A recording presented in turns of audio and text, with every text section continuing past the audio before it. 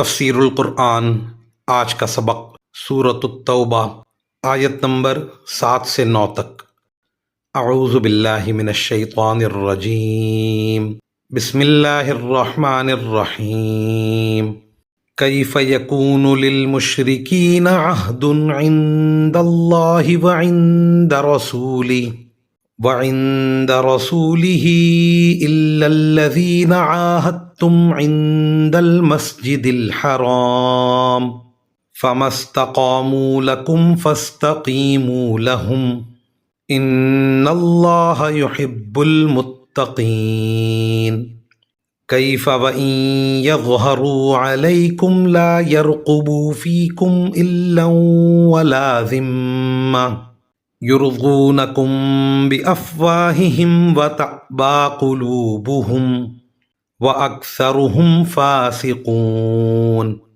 اشتروا بآیات اللہ ثمنا قلیلا فصدوا عن سبیلہ انہم ساء ما كانوا یعملون۔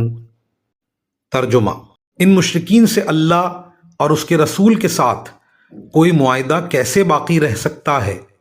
البتہ جن لوگوں سے تم نے مسجد حرام کے قریب معاہدہ کیا ہے، جب تک وہ تمہارے ساتھ سیدھے رہیں تم بھی ان کے ساتھ سیدھے رہو۔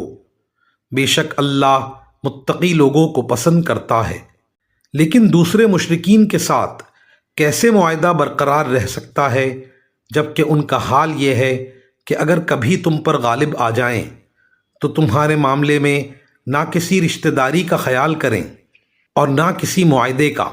یہ تمہیں اپنی زبانی باتوں سے راضی کرنا چاہتے ہیں، حالانکہ ان کے دل انکار کرتے ہیں اور ان میں سے اکثر لوگ نافرمان ہیں۔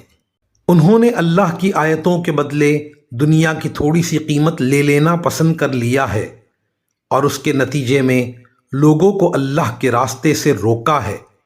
واقعہ یہ ہے کہ ان کے کرتوت بہت برے ہیں۔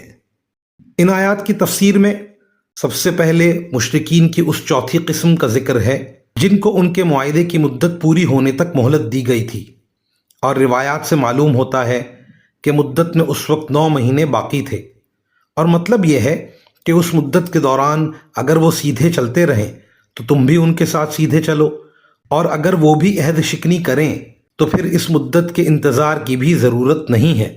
مزید ان آیات میں کفار قریش کا ذکر ہے اور ان کی بد عہدی کا ذکر کیا گیا ہے، اور مسلمانوں کو تاکید کی گئی ہے کہ ان کے قول و قرار پر بھروسہ نہ کریں، اور اگر وہ بد عہدی کریں تو ان کے ساتھ جنگ کی جائے۔ وآخر دعوانا ان الحمد للہ رب العالمین۔